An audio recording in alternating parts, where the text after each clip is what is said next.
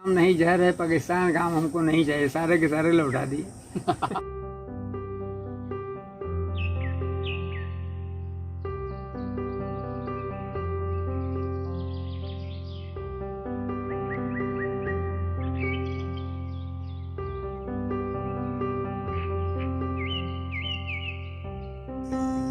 पूरा पर है।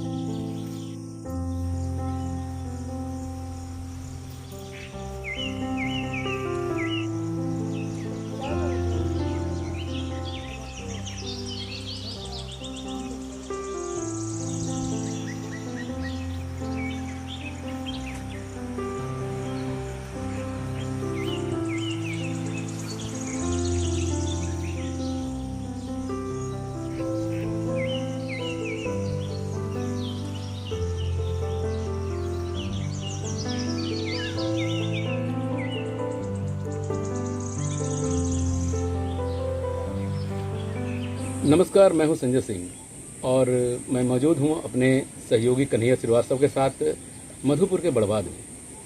और हमारे साथ हैं धर्मदेव सिंह। इन्हीं से जानेंगे सारी जानकारियां।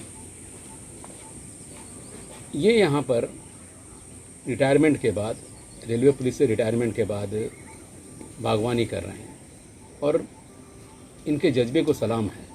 आप इनके जज्बे को देखेंगे। आइए इन्हीं से हम जानते हैं कि यहाँ किस तरह वो बागवानी कर रहे हैं और किस तरह मतलब यहाँ को चारों ओर आपको हरियाली नज़र आएगी, जिस हरियाली के लिए शहर के लोग तरस जाते हैं। और अपने रिटायरमेंट के बाद अक्सर देखा गया है कि कुछ लोग अवसाद में चले जाते हैं, कुछ लोग रिटायरमेंट के बाद अपनी ड्यूटी फिक्स कर लेते हैं कि बस हमको बाज़ार सब्जी लाना है, घर पहुँचाना है, कुछ घर पर समय काटते हैं। लेकिन रिटायरमेंट के बाद धर्मदेव सिंह अर्थात डीडी सिंह ने क्यों बागवानी को अपनाया और अभी तक 85 वर्ष की उम्र में अभी तक पूरे फिट हैं। चाचा जी, आपको नमस्कार। चाचा जी बताएं, आप रिटायरमेंट कहाँ से, किस विभाग से आपने किया? हम आरपीएफ में थे, मधुपुर से रिटायर किए 2003 दो में रिटायर किया। तो उसके बाद रिटायरमेंट के बाद मतलब ये जो यहाँ बागान, ये कितने दूर में फैला हुआ है? ये जो है लगभग 8.5 बीघे में है। हम बचपन से ही हमारा शौक था एक बगीचा लगाने का। जो ज़मीन अवेलेबल नहीं तो नहीं लगा पाते थे, तो हम इसको 1973-4 में राजा पथरौल एस्टेट से परचेज किए। उस टाइम बिल्कुल ही टाँड़ था। तब तो मतलब आप उसमें शायद नौकरी में ही थे उस समय? हाँ, नौकरी में। समय आप हाँ, नौकरी में थे। तो हम इसमें लगभग 1000 गाछ इसमें लगाए हैं। 1000 लगभग है टोटल। किस किस टाइप का इसमें आम है, कटहर है, जामुन है, लीची है, अमरूद है, बांस है, नीम है, सागवान है, शीशो है, गम्हार है और बहुत तरह का गाछ है। नींबू है, कागजी नींबू है, डहुआ नींबू है, पपीता की खेती भी करते हैं, 2-4 गाय भी रखते हैं। तो मतलब पूरा समय आपका यहीं निकलता है? पूरे समय में रहेंगे। पूरा समय यहीं देते हैं? हाँ। नौकरी में थे तो छुट्टी मिलने से आके हम यहीं खटते थे और आज भी यहीं खटते थे। जितने बागान में है सब मेरे हाथ का लगाया हुआ है। अपने से आपने? हाँ, 5 झूलधर बांस लगाए हैं। अच्छा। वो अपने से ही। ये गाछ जो बड़ा बड़ा हो गया है अपने से ही।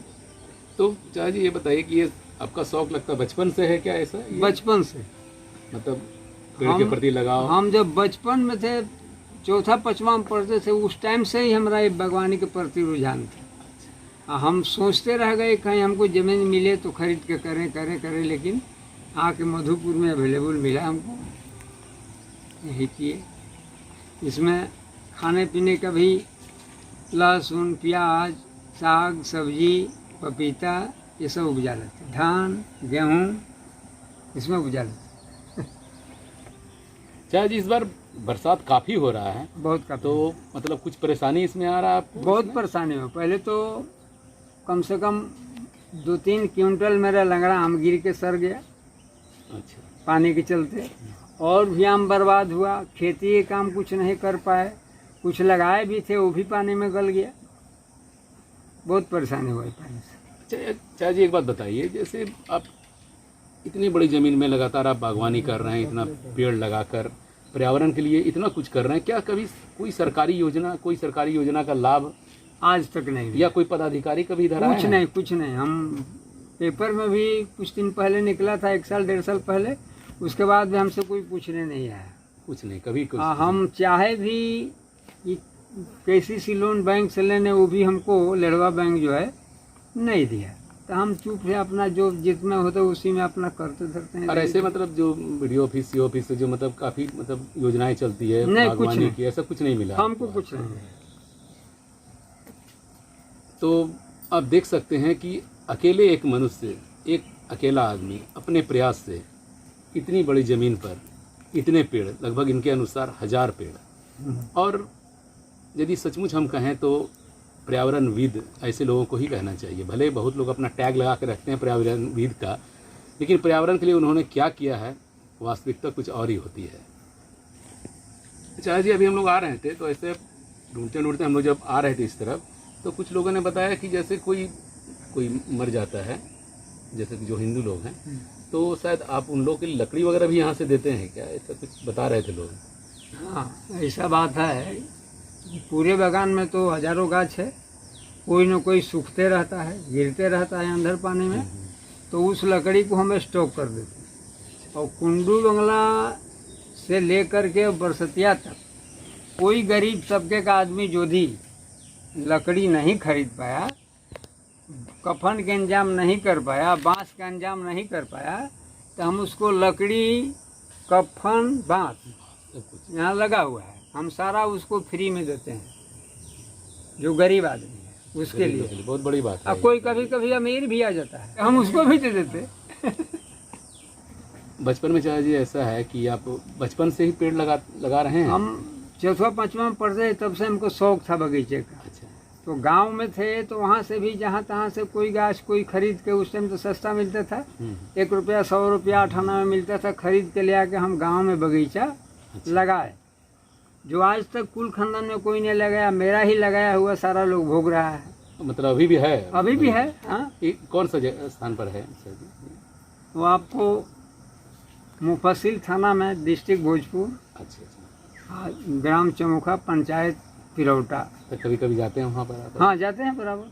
तो ये लॉकडाउन को चलते नहीं जा रहे हैं, वहाँ भी खेती बाड़ी करते हैं, गाँव में भी खेती बाड़ी करते हैं।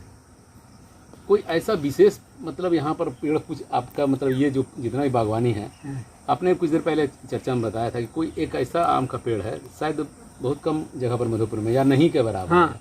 कौन सा आम आपने बताया था? चौसा। चौसा। ये बहुत मतलब कि रेयर हाँ, है। चौसा आम मधुपुर में शायद किसी बागान में हो तो हो। चौसा को लेकर कुछ कहानियाँ भी प्रचलित है ये आम को लेकर। हाँ, तो अभी आप जिक्र कर दे, एक बार बता दें हमारे दर्शकों को भी क्या है। हाँ, चौसा आम इतना सुंदर है, यहाँ के लोग तो लंगड़े के नाम जानते हैं, लेकिन चौसा एक आम है जो पाकिस्तान का PM जो है वो 32 देश को भेजे, उनमें चीन वगैरह सब था। अच्छा। चौसा आम सबको भेजे, लेकिन कोई भी देश उनका आम रखा नहीं, बोला कि आम नहीं जहर है, पाकिस्तान का आम हमको नहीं चाहिए, सारे के सारे लौटा दिए। यही चौसा आम एक इसका मतलब यदि उन्होंने भेजा, इतने इसको भेजने का प्रयास किया, तो यानी वहाँ चौसा आम की खेती अच्छी होती है। हाँ, पाकिस्तान में अच्छी खेती। हाँ, देखे टीवी में दिखाया, बड़ा ढेरी लगा हुआ था, पैक कर रहा था। बहुत बहुत धन्यवाद सर जी आपका। तो ये थे हमारे साथ धर्मदेव सिंह। हमारी तरफ से मैं अपनी ओर से कहना चाहूँगा कि एक सच्चे पर्यावरणविद, पर्यावरण के संरक्षक। तो दीजिए हमें इजाज़त, फिर मिलेंगे किसी नए मेहमान के साथ, तब तक के लिए नमस्कार।